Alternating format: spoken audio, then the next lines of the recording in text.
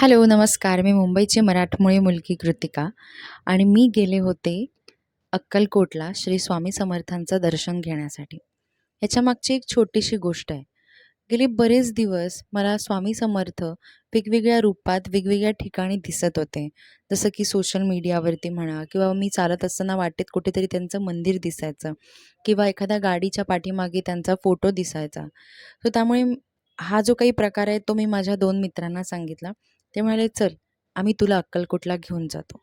आणि अक्कलकोटला गेल्यानंतर मला अक्षरशः माहीत नाही काय झालं, मी ओक्साबोक्शी रडत होते आणि तिथे बसायला त्यांनी आम्हाला दिल्यानंतर मी पूर्णपणे शांत झाले आणि एक ध्यान मुद्रेमध्ये मी निघून गेलेले. माहीत नाही मला तिकडे गेल्यावर काय झालं. त्यांनी मला विचारलं तेव्हा मी त्यांना सांगितलं, की मला असं वाटतंय, की आपण खूप भरून येतं ना, तसं मला झालेलं आहे. आणि मी पूर्ण वेळ तिथे रडत होते.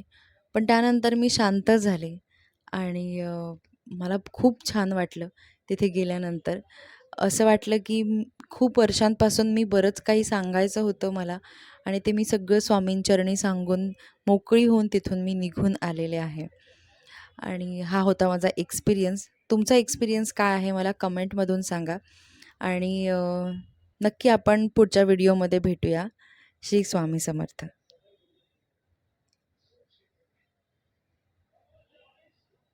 आणि तुम्ही बघू शकता की माझ्या चेहऱ्यावर किती हसू आहे आणि आनंद आहे.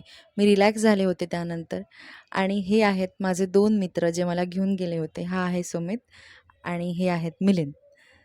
सो तुम्ही तुमचा अनुभव सांगा.